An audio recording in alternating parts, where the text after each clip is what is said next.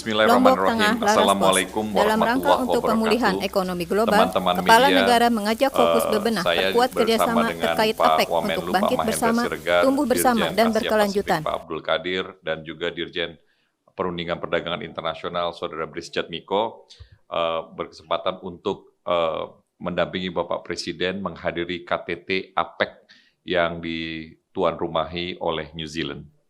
Ada dua bagian pertemuan KTT APEC pada malam hari ini, yaitu yang pertama laporan tentang perkembangan pertumbuhan ekonomi oleh IMF, Managing Director-nya sendiri Ibu Kristalina, dan yang kedua adalah masalah daripada pertumbuhan ekonomi di kawasan Asia Pasifik Economic Cooperation. Jadi yang pertama adalah pertumbuhan dunia menurut IMF, menurut Ibu Kristalina, dunia akan tumbuh 5,9%, di mana negara-negara APEC akan tumbuh sedikit di atas itu, yaitu di 6%. Tetapi ada beberapa hal yang mesti dilihat dan perbedaan-perbedaan ini juga dapat menyebabkan gangguan pertumbuhan ekonomi ke depan.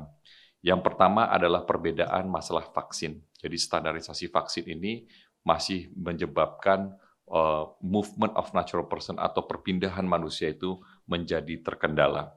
Yang kedua adalah perbedaan di fiscal space antara negara-negara Asia Pacific Economic Cooperation ini atau ekonomi-ekonomi APEC ini yang menyebabkan adanya perbedaan bagaimana untuk melawan daripada COVID-19 itu. Ini bahaya karena bisa menyebabkan mutasi baru daripada COVID-19 tersebut dan akan mengganggu daripada pergerakan manusia dari satu tempat ke tempat lain.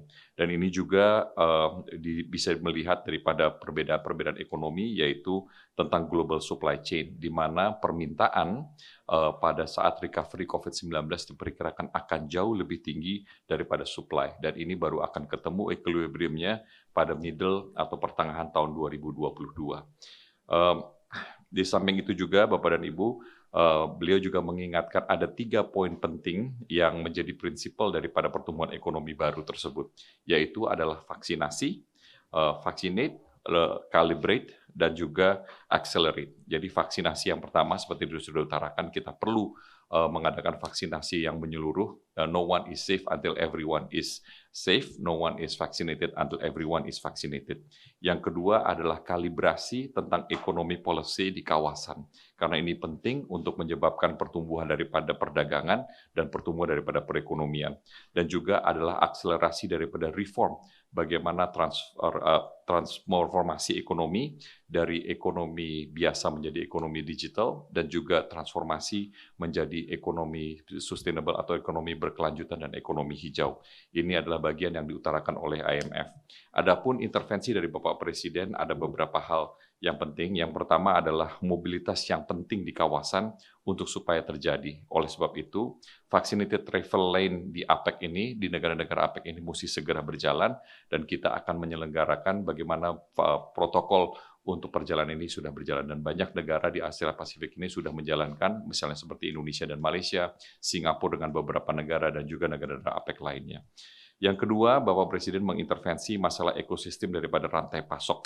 Jadi rantai pasok ini adalah sesuatu yang sangat penting, jangan sampai hanya dikuasai oleh 1 atau 2 negara, tetapi mesti dibikin menjadi lebih merata, karena dengan begitu kita akan mendapat kekuatan, ketangguhan daripada rantai pasok dunia yang bisa memastikan bahwa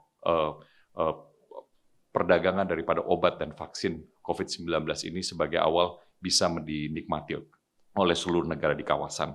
Bapak Presiden juga menggarisbawahi pentingnya kenaikan daripada harga cost of logistik, daripada kenaikan harga untuk pengapalan ini menjadi sesuatu yang sangat penting dan mesti ditanggulangi secara cepat, dan karena sudah menaik 3-5 kali sebelum COVID-19. Dan yang ketiga adalah transformasi daripada ekonomi berkelanjutan dan juga ekonomi hijau. Ini menjadi sangat penting dan kita mesti memperhatikan 3 hal, yaitu pertumbuhan ekonomi, kesejahteraan sosial, dan juga kebijakan iklim. Ketiga hal tersebut tidak boleh saling mengadu, tetapi menjadikan suatu bagian yang untuk mendapatkan sustainabilitas atau kesinambungan di masa yang akan datang. Mungkin Pak Mahendra ada tambahan? Kami Hal persilakan. tersebut diutarakan oleh Presiden Jokowi saat menyampaikan pidatonya pada konferensi tingkat tinggi APEC ke-28 Dari segi substansi yang saya digelar tidak ada secara virtual. tambahan. Saya Presiden hanya mengikuti KTT menyampaikan tersebut dari aspek Novotel Lombok teknisnya Research and bahwa Villa Lombok, tadi Provinsi Nusa Tenggara Barat pada hari Jumat ke-21 12 November pemimpin 2021. ekonomi APEC hadir sebagian besarnya, termasuk dari RRT, dari Rusia, dari Amerika Serikat, dari Jepang, Korea, dan lain-lainnya. Ini menunjukkan bahwa keinginan bersama dari para ekonomi APEC untuk melihat kekompakan dan kontribusi masing-masing menuju kemajuan APEC sendiri masih terus kuat dipertahankan dan didorong. Saya rasa itu saja dari kami. Terima kasih Pak Mendak. Assalamualaikum warahmatullahi wabarakatuh.